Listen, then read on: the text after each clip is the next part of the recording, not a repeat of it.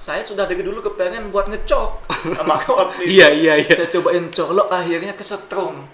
Oh, Dakwah itu seperti apa? Kemudian bagaimana kita hidup supaya bisa memberikan kemanfaatan untuk orang lain dengan apapun caranya. Apakah itu dengan ilmu, harta, pangkat dan jabatan, ataupun itu dengan tubuh dan lain sebagainya. Intinya bagaimana caranya kita hidup itu bisa sebagaimana sabda Nabi kan, khairun nas anfa'uhum linnas, sebaik-baik manusia adalah dia yang paling bisa bermanfaat untuk orang lain. Namanya waktu ya, kita nggak pernah tahu kapan akan diambil kayak gitu. Nah, itu makanya sebagaimana yang selalu saya sampaikan bahwa kita harus membedakan antara menikmati masa muda dan menghancurkan masa depan kita.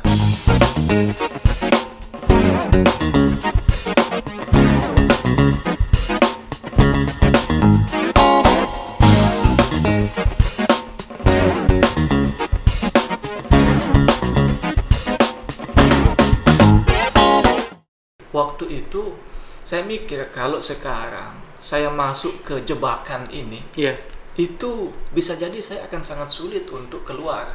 Dan kalau saya nggak bisa keluar dari jebakan ini, maka berarti saya mengorbankan masa depan saya. Nah, jadi untuk anak-anak muda, tetap kita menikmati masa-masa muda yang sekarang ini. Tapi tentu dalam kita menikmati ini tentu kan ada batasan-batasannya. Ya, nggak ada satu kebebasan yang betul-betul bebas itu nggak ada. Bahkan hak asasi manusia sendiri kan dibatasi oleh hak asasi orang lain. Betul. Nah, jadi seperti itu. Dan juga banyak sekali yang saya baca dan dengar sendiri.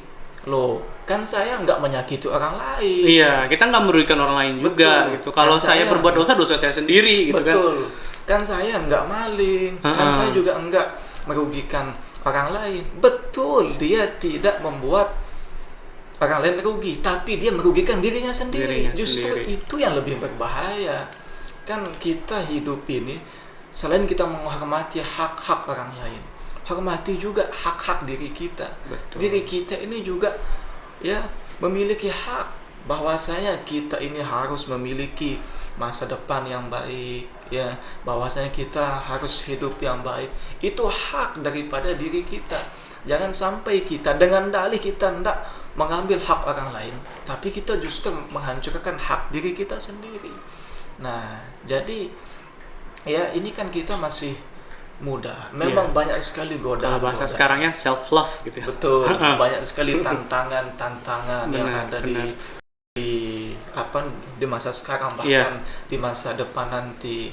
Bahkan ya semakin kita memasuki masa depan itu tantangannya akan semakin besar, akan semakin sulit. Apalagi sekarang kita ini sudah masuk di era digital. Ya, yang mana kayak jarak tuh udah nggak ada. Betul, gitu ya. Betul. Makanya sekarang ini seolah-olah kita ini sudah nggak berjarak sama sekali.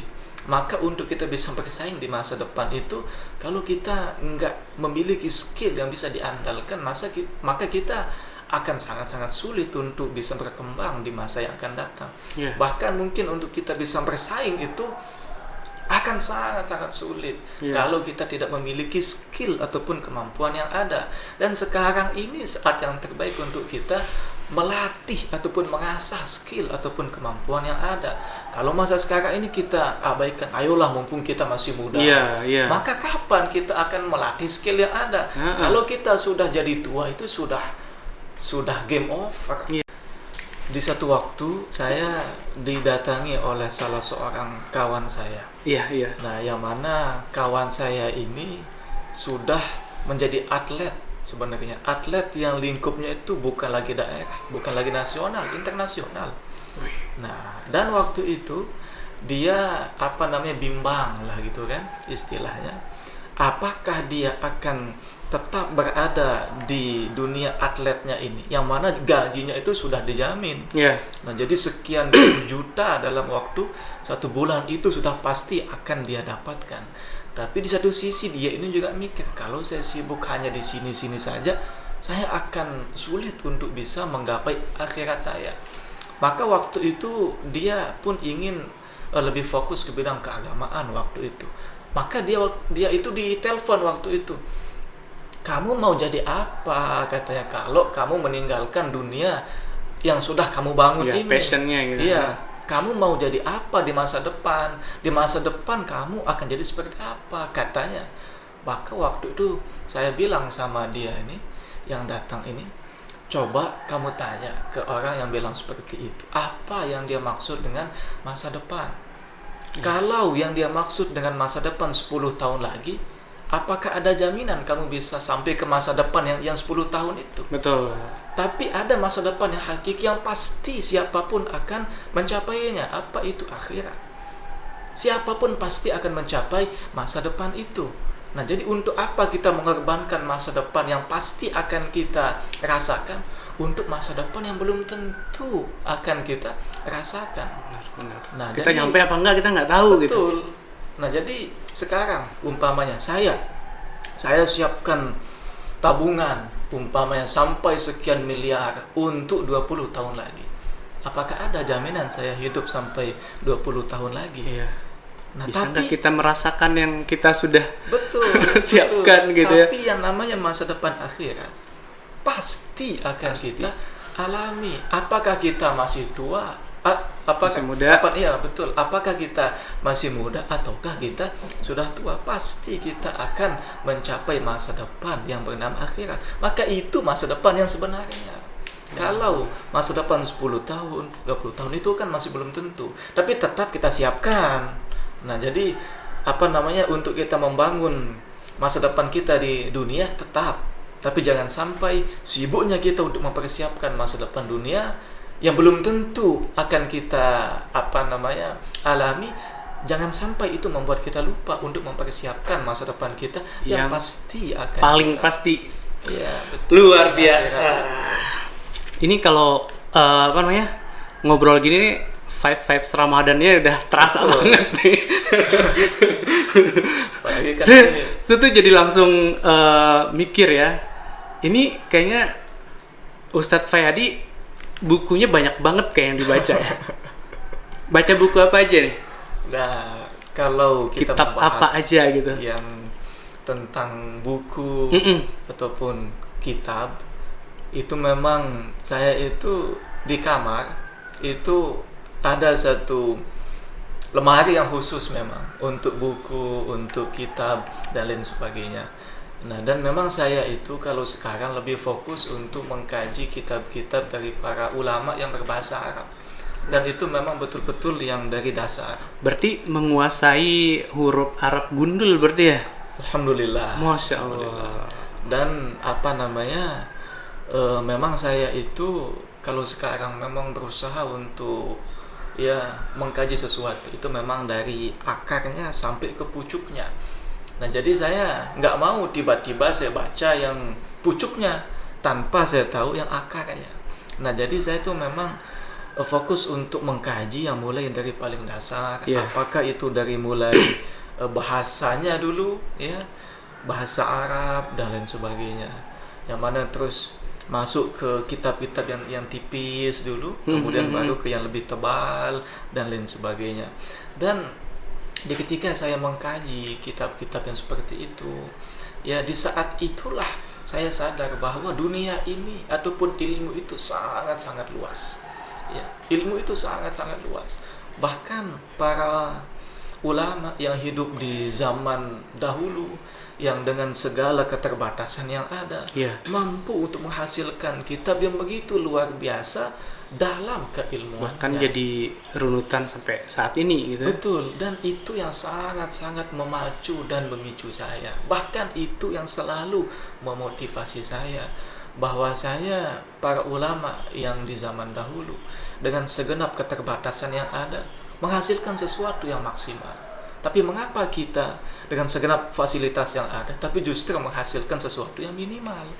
Nah, jadi itu yang semakin membuat saya untuk lebih banyak membaca, dan dengan saya semakin banyak membaca, di saat itu saya semakin sadar bahwa saya memang nggak ada apa-apanya.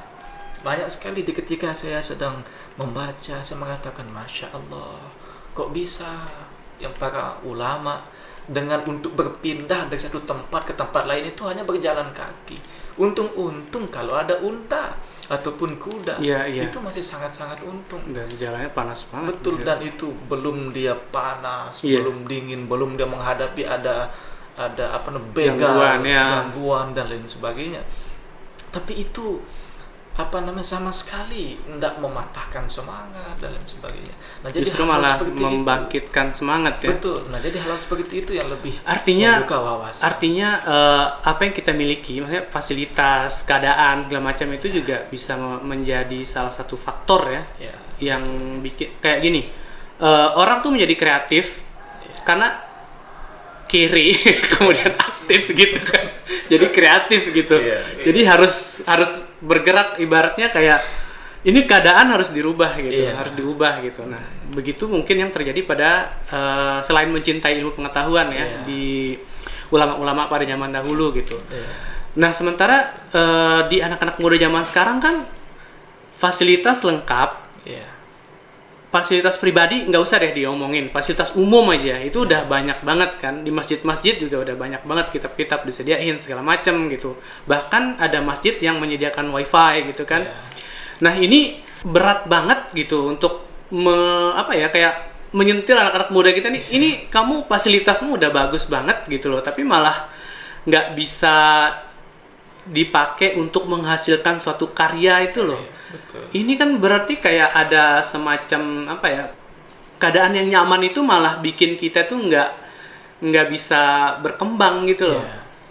Kan ada yang begitu kan, ada orang yang mungkin di rumahnya tuh fasilitas lengkap segala macam, tapi dia memilih untuk pergi ke tempat, meninggalkan semua itu, maksudnya meninggalkan zona nyamannya gitu, baru bisa menghasilkan karya gitu.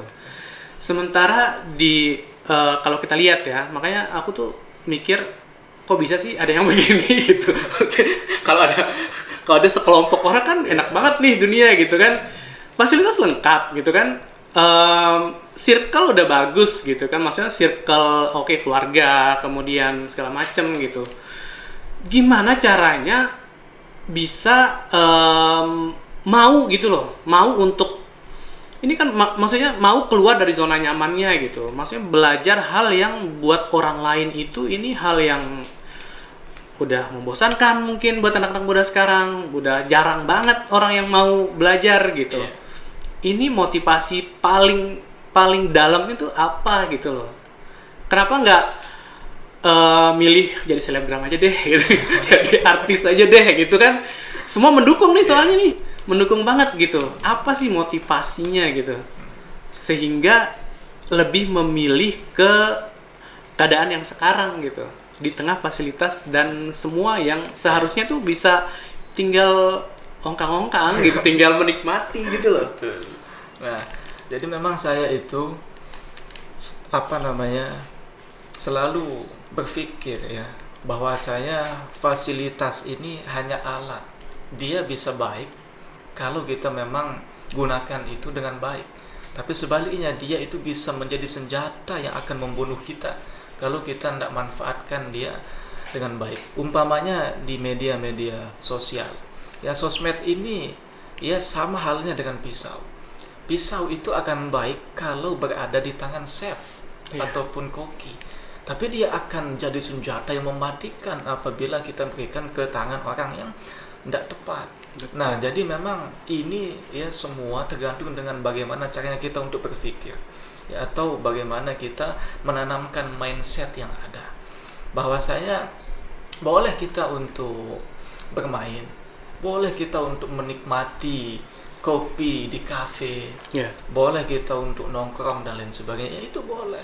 Tapi jangan sampai itu sekali lagi membuat kita lupa bahwasanya ada hal yang lebih penting lagi untuk diperjuangkan.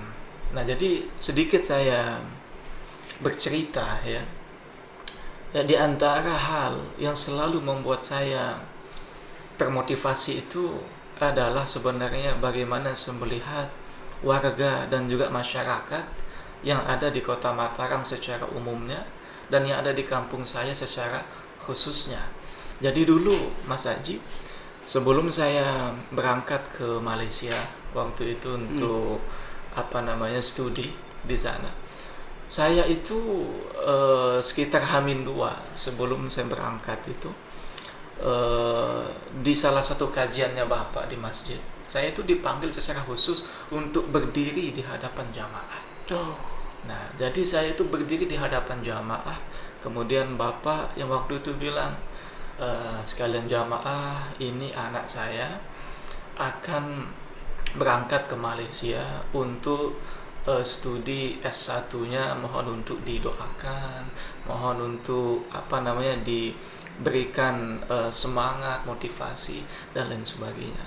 Nah, jadi seolah-olah itu menancap di dalam alam bawah sadar saya bahwa berangkatnya saya untuk menuntut ilmu bukan untuk diri saya sendiri, tapi ada masyarakat yang menunggu saya.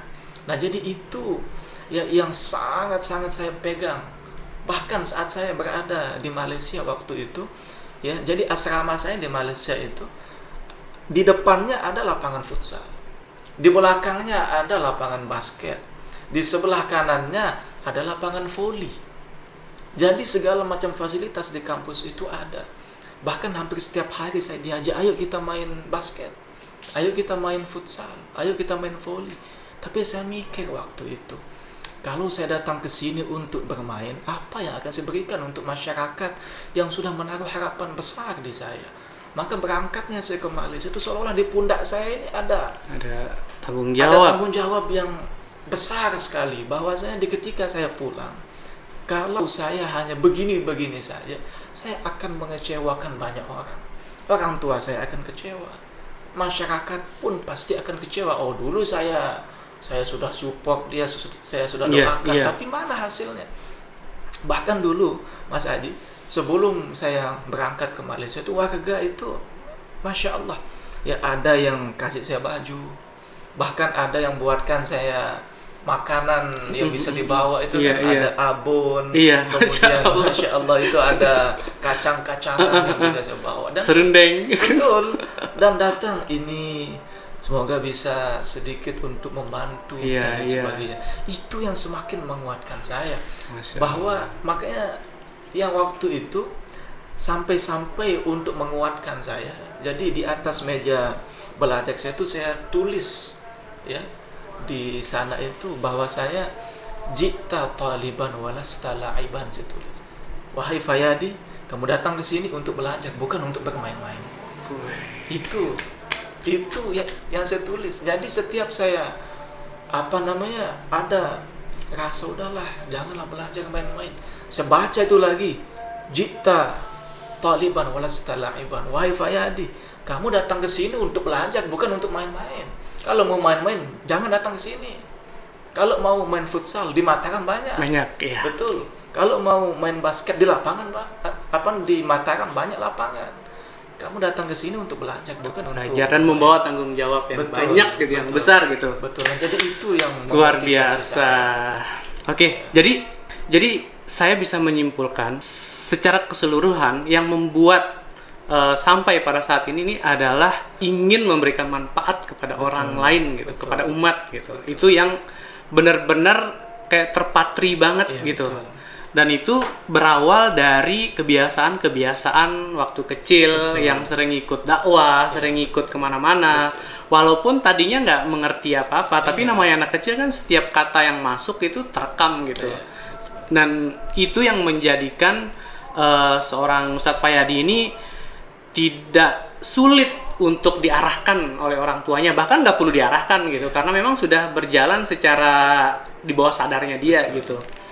Ini bisa jadi pembelajaran, bisa jadi tips buat kita semua, karena kita semua akan menjadi orang tua ya, yang jadi orang tua, yang akan menjadi orang tua pun perlu banget untuk mengetahui ini, bahwa anak-anak itu jika kita ingin dia menjadi sesuatu yang kita inginkan, maka harus diarahkan sejak kecil gitu. Jangan sampai diarahkan menjadi A tapi dibiasakan di B gitu.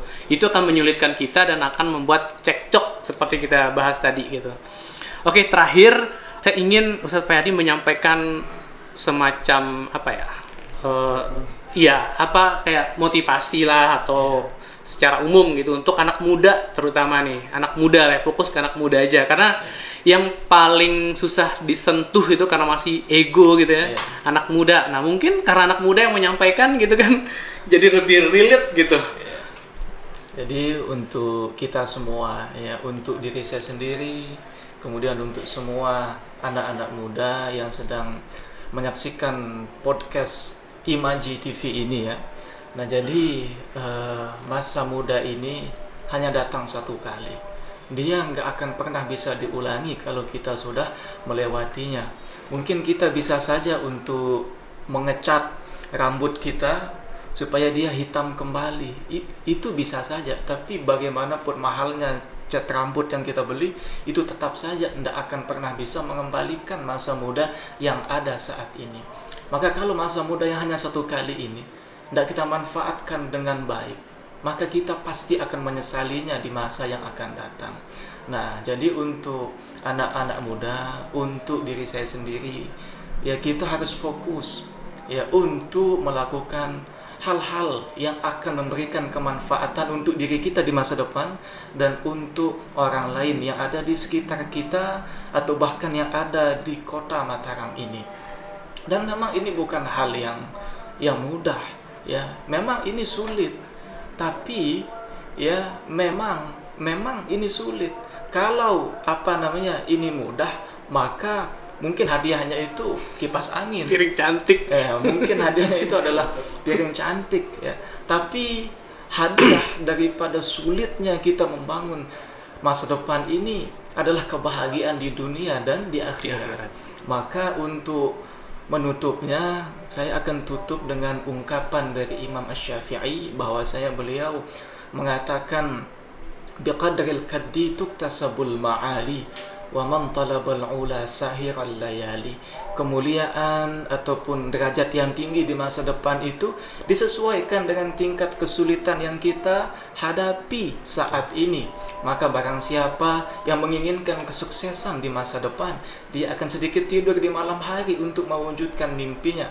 Wa man ramal ula min ghairi kaddi adha'al umra fi talabil muhali. Barang siapa yang menginginkan kesuksesan di masa depan tanpa mau bersusah payah, maka orang itu sudah menyia-nyiakan usianya pada mencari hal yang mustahil. Tarumul izza thumma tanamu lailan yaghussul bahra man talabal laali. Engkau menginginkan kemuliaan, engkau menginginkan kesuksesan, tapi di malam hari engkau hanya tidur saja. Ketahuilah orang yang menginginkan mutiara, dia haruslah menyelam ke dasar lautan. Nah, jadi untuk kita bisa membangun masa depan yang baik, itu diperlukan usaha, dan itu memang sulit ya, tapi itu harus kita lakukan lantaran yang akan kita ambil ini bukan kipas angin, bukan piring cantik, bukan kompor gas, tapi kebahagiaan di dunia dan di akhirat. Sebagaimana orang yang menginginkan mutiara, dia haruslah menyelam ke dasar lautan, dalamnya lautan. Kemudian tekanan air yang semakin dalam akan semakin kuat. Belum lagi dengan binatang-binatang buas, ada ikan hiu dan lain sebagainya. Itu harus dilewati.